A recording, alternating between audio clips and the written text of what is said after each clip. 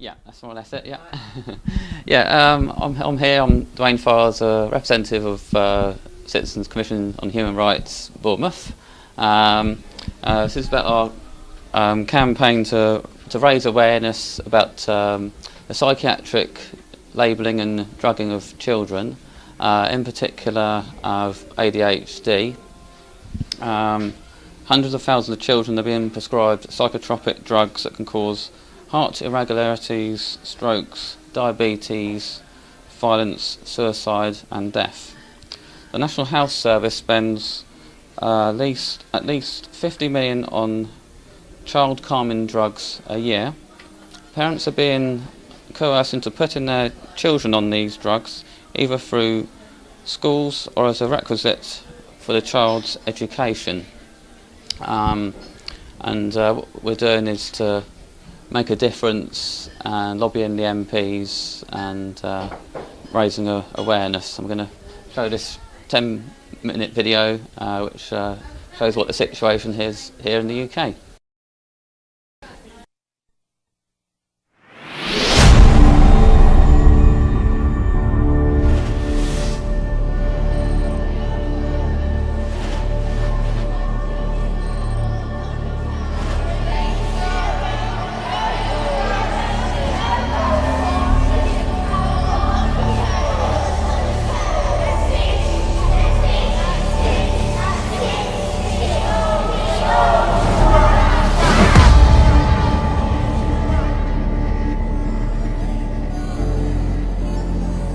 Throughout the United Kingdom, children are under assault, unnecessarily diagnosed with a mental disorder and given dangerous and addictive psychotropic drugs.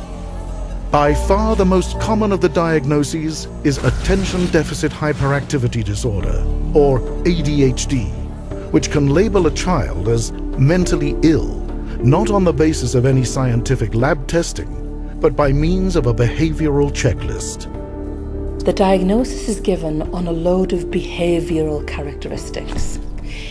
If you're a psychiatrist and you've got a 15-minute interview with a parent, the parent will list all of the worst case scenarios. All of the statements the parent is making can be ticked off on the DSM criteria for diagnosing ADHD. The problem with the psychiatrist and the psychiatric diagnosis, there's no verification that there's a disease. You take ADHD or ADD. Well, you know, this is normal childhood behavior under certain circumstances. Bored child, stuffy room, lack of physical activity. In situations like that, those behaviors would be entirely normal and expected. The diagnostic criteria for ADHD are behavioral. Entirely behavioural. There is no biomarker, and the kinds of behavioural aberrations they are looking for are likely to occur in boys. If you went back to the Roman Empire or even earlier and followed time through to the present day, you would find that boys have always behaved like that. To counter charges that these children are being drugged not for any medical disease but for being children, psychiatrists claim without proof that ADHD is a real physical disorder stemming from a chemical imbalance in the brain. I think if a psychiatrist is suggesting that it is a chemical imbalance that's causing the difficulty, then we need some evidence that that's the case. You must clearly establish that there is a clear anatomical problem that leads to the misbehaviors, or that there is a clear chemical imbalance that leads. It can't be done. It has not been done. There's no indication whatsoever of chemical imbalances, and frankly, we've been waiting long enough for evidence of this. Although the chemical imbalance theory has been debunked by psychiatry's own official publications, psychiatrists still use it to convince more and more parents to give young children very powerful stimulant drugs, such as Ritalin, known to cause a wide variety of serious side effects. Take the example of Daniel Woolvid, whose life is still impacted today from the stimulants he took as a child. When they originally told us in the beginning that it would calm him down, allow him to concentrate, which would help him at school and allow him to join in with other children. The doctor told us, that it would help Daniel. We just believed with what they said. I was on Ritalin for 3 to 13. Also, I'll say 10 years. They were constantly putting him on the Ritalin and then increasing the dosage, and you could see the effects that was happening to him, where he was totally spaced out, didn't really know what was going on. Having chest pains, being sick, getting all dizzy. There'd be instances where, like, he could get sometimes violent. He used to hit you. He went through a phase of biting. And I do remember keep thinking I wanted to kill myself and all that sort of thing. And in the end, I just had to phone up the social worker and ask to come take my son. I can't even talk.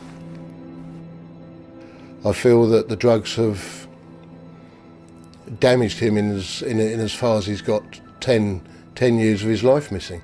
That I haven't got no memory from, because when you took Ritalin, it wipes your memory out, so I don't really have much memory of being on it until I come off it. That's when I start getting all the memory. You're never told the truth of what it does. If you can't remember your daily life, you're certainly not going to remember things you're learning at school. Well, I wish I could actually go into a restaurant and read a proper menu and all that, because of my moderate learning difficulty I got. We were told that it would help him, but it didn't help him at all. I thought it was just me, but I didn't have no idea it was the drug that was doing it. As a parent, you're not told of the dangers that this drug can do. Because looking back on it now, I would never have put my son on it. Statistics show that Daniel is not alone. In 1994, only 4,000 prescriptions for stimulants were written. Today, that number has soared by 187 times to a total of 750,000.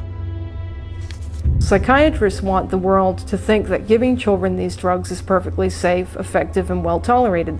Well, how safe could it be to actually give a child a medication that the oncologists are increasingly considering as chemotherapies for cancer? Some of these drugs have proven to have very serious effects, far way beyond of treating what they are supposed to be treating. The use of drugs often affects vital organs in your body, and these organs are gradually being destroyed very frequently by the use of these medications, which in turn shorten life. You're going to have thousands or hundreds of thousands of extra people with diabetic conditions, hundreds of thousands of people with actual nervous damage, perhaps millions of people with serious nervous damage. There is also in the UK an increasing awareness that people who become addicted really take years to resolve these problems. So the drugs are often worse than the initial problem which it was supposed to resolve. This is not science. This is snake oil salesmanship, and it is massive business. It is a huge business in Britain. Every year, an estimated 400,000 children are diagnosed with a mental disorder and given powerful psychotropic drugs. Enough children to fill Wembley Stadium 4 times over. And the numbers are growing. Under the guise of a health initiative, authorities are now importing American-style mental health screening programs that use vague and open-ended questionnaires to assess psychological illness. These screening exams are basically designed to get information to where a child can receive a diagnosis and a label so that they're eligible to be drugged. They want to control any kind of behavior that they consider to be bad and socially unacceptable. So if a child objects, if a child does something that they consider to be inappropriate, not illegal, but inappropriate, then they want to try to remove the tendency to do that through the drugs. The use of psychiatric drugs to, if you like, act as a chemical cosh to unhappy children is a sign of our disordered society. We like to think as a society we look after our children, we care for our children. We're appalled at the whole paedophilia thing that's come out in recent years. We're appalled at that. We're appalled that anybody could ever abuse children in such a way. And yet we're doing this through medicine. Today, such screening programs are being quietly installed across all sectors of British society, especially to children. And with a stimulant drug market worth over £33 million a year in the UK alone, mental health screening and drugging is big business. The leaders of tomorrow, our children, need your help. Without public outcry, children will not be protected against the plague of psychiatric drugging. Every child has a gift or a talent. And surely as a society, wherever we are around the world, we all benefit by developing what is in that person, allowing them to use what they have, instead of sending people into hospital medicating them. If we looked at other alternative ways to treat them, and we may achieve a better results than just simply giving them these exogenous chemicals. There is nothing to lose by looking at alternatives, whether that's behavioural management or dietary intervention, or perhaps looking at toxicity in the environment.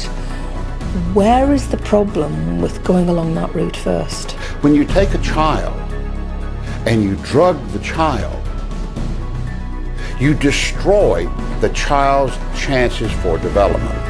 Children need to be protected. They don't need to be drugged.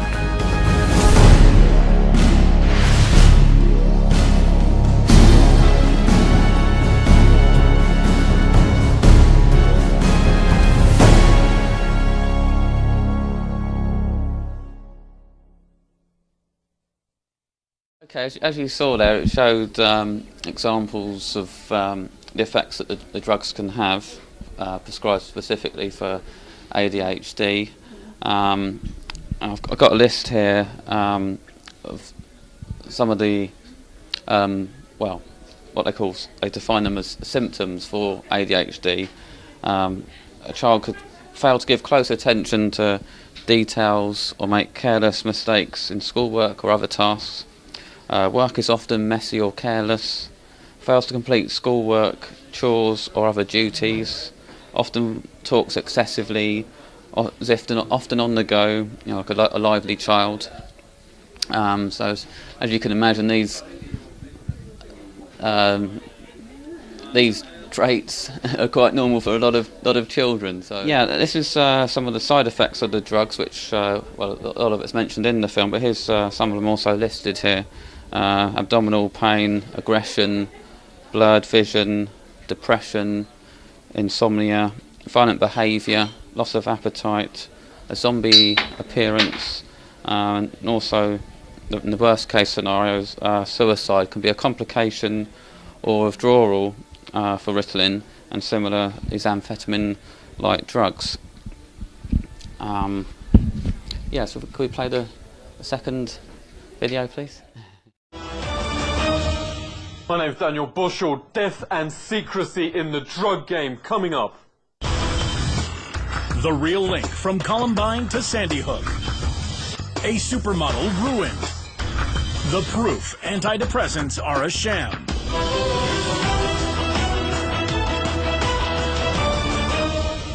From the age of 10, docs pumped mind-altering meds into Adam Lanza. Pretty much every school shooter in the past decade was on prescription drugs. On antidepressants, kids are 10 times more likely to get violent. Suicides are even more widespread. Politicians forcing Farmageddon on Americans, and the mainstream media desperate you pop those pills. They told me that I had taken a gun to my third period class and held them hostage. We were told that if we did not follow up with their evaluation of ADHD and take him to the pediatrician and get him on Ritalin, that Child Protective Services could charge us for educational and emotional neglect. At age 13, while riding his skateboard, he suddenly keeled over and was dead. The county medical examiner said there was no doubt in that case that the chronic administration of the Ritalin was the cause of death. Ritalin is, for the purposes of classification by the Drug Enforcement Administration, is a Schedule II drug on the same list as cocaine. We're trying to solve a problem in the schools by putting our children on kiddie cocaine. Bess Winter killed herself just 9 days after being prescribed antidepressants like Paxil. She was a normal girl having trouble sleeping. It just wasn't her. There was nothing in her that would have done that. And thousands of such deaths are being masked by Big Pharma. Reputation of drug companies is abysmal. It actually matches that of tobacco companies. As with Vioxx, we could have known years ago, before many people died. The makers of best-selling antipsychotics Paxil, Prozac and Effexor have been forced for the first time to reveal their shocking research by Irving Kirsch. Thanks for joining us. What were the results? Half of the data that had been collected by the drug companies had never been published. They had kept it hidden. So they knew about it. The Food and Drug Administration knew about it. We use a law called the Freedom of Information Act, and we compelled the FDA to send us copies of the data that did not show a benefit of the drug over placebo. Okay, they hid proof that they're useless, but did they know their pills are actually deadly? 2/3 to 3/4 of the people taking them can lose their ability to engage in sex the way they usually do. There's an increased risk of stroke. There's an increased risk of death from all causes in young people and children and adults up to the age of 24. There's an increased risk of suicidality. In women who are pregnant, there's an increased risk of miscarriage, and when they have babies, there's an increased risk of malformations of the child, of autism, of other serious disorders. Suicide and malformations mainstream media won't report because for every $1 drug firms spend on research, they hand out 19 times more to media on commercials. Like this advertising, Big Pharma shills an astonishing $100 billion on ads to brainwash you into buying. Top spender is Pfizer with this notorious antidepressant Zoloft. Mainstream media gratefully pockets the fortune, and who cares about the viewers? The Eli Lilly Corporation, a pharmaceutical company, for nearly 15 years covered up their own internal investigation that showed that anyone on Prozac is 12 times more likely to attempt suicide than those using other antidepressants, not 12 times more than the average population, 12 times more than those already on other antidepressants. This is a criminal act, and I want to know why these criminals are still walking the streets. The public is swallowing the lies like a dream. The top 3 antidepressants bring in $25,000 a minute. In the most recent campaigns of the last year or so, you're hearing so much, ask your doctor or talk to your doctor about. And when you hear that on the screen, it sounds so nice. Ask your doctor about Effexor XL. Ask your doctor about Cymbalta. Talk to your doctor about Zoloft. So talk to your healthcare professional. Your doctor today. Your doctor. Tell your doctor. Contact your doctor immediately. Talk with your doctor. What the studies have shown is if you actually bring up a brand name drug with your doctor by name, you're significantly more likely to walk out the door with that drug. So they do that for a reason. The industry is responsible to Wall Street, and Wall Street first. They have to please Wall Street. But the fact that they don't works to the advantage of the drug companies and the psychiatrists, which means that you're not cured, which means that you're a patient for life, you're a customer, you're a client for life. And the worse your health gets, the more drugs you need. It's a great deal for them. Supermodel Paulina Pariskova had everything going for her. She was only the second girl to cover Sports Illustrated's swimsuit edition 2 years straight. Then her doc prescribed, quote, crippling antidepressants. She shouldn't have been allowed on America's Next Top Model, as the drugs made her unstable. But the program boss pitied her because she was also on the same medication. In fact, Pariskova finds all her friends are on antipsychotics, which she says give you the self-awareness of a slug and kill your sex life. Americans are currently the largest guinea pig trial in history. Mind-altering drugs are tested just 4 weeks. Their long-term effects are being evaluated on unsuspecting citizens who think their drugs have been checked.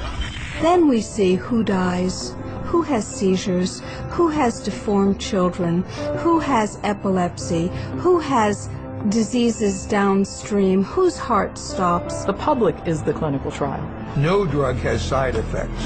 They're all effects. This is a very dangerous industry that has gone so far overboard in inventing fictitious diseases and drugging our children and our population that I consider it to be engaged in crimes against humanity.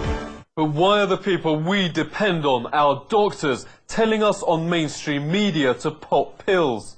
Doctors, and again, have become accustomed and entitled to accept all sorts of gifts, from the smallest to the largest, and certainly to the public, seeing doctors being jetted off to the Caribbean for a weekend with the drug company paying does not make the profession look very good. Andrew Oswald joins us. He's the pioneer in the field of happiness research with hundreds of studies. What formulas actually work? There's a strong correlation between eating lots of fruit and vegetables and having good mental health. How it works, we don't know, but the pattern is strongly in the data. That diet's the key reason why villagers in Campodello, Italy live 17 years longer than average Americans. Tracy Lawson lived in the village. What's the secret? The Campomilani eat the cucina povera, which literally translates as the poor kitchen. And it's called that because it wasn't rich in meat and they couldn't afford to eat meat. And of course that has turned out to be a huge benefit.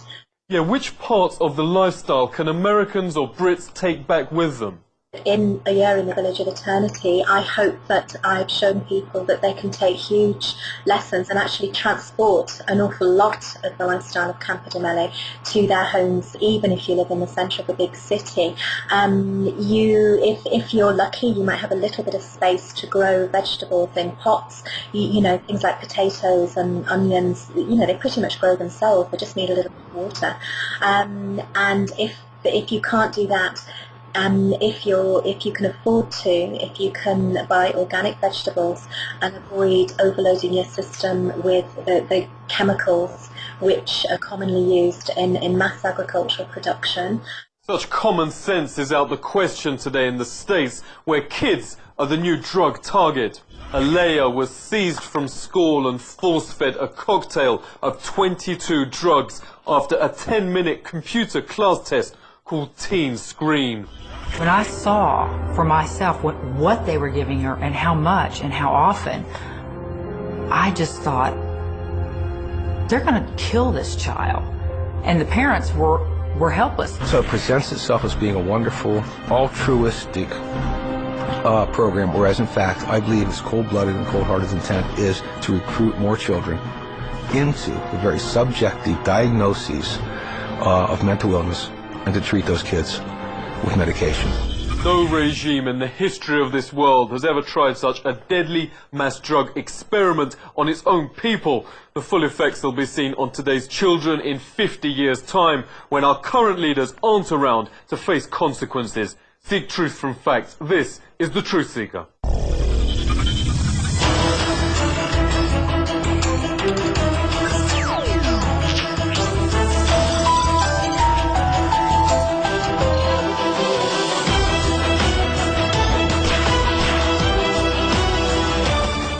So as you can see from that video from Russia Today, Truth Seeker, that's the situation in America. Often things can be a lot worse in America. It's on a bigger scale, and you've got the advertising, obviously, which we don't have over here. But what we want to do over here is, the solution is to have informed consent. So when you go to the doctors or the psychiatrist or the social worker recommends via the school, this is what your child needs to be on. It's the way forward is to have informed consent, so the parents know, well, this is what could happen if you take these drugs, this is what could happen if you don't take these drugs, and this is the alternatives. Alternatives being, which I think they touched on that on the film there actually, with a healthy diet, exercise, and it could be underlying illness could be the cause of these these symptoms are, which they're using to prescribe the drugs for. There's some good news that's come out just recently, only just at the past week or so. The psychiatric industry, they use it's like their Bible, if you like, the DSM, the Diagnostic and Statistic Manual. That's now under fire, being scrutinised, and it's looking like it won't no longer be used in the future. But there's some debate to be had over that. But hopefully, it's going to be a positive thing, a change for the better. And that's been in the Guardian about that, and the Mail as well. If you want to find out more about CCHR and being informed, you can visit cchr.org.uk. That's it.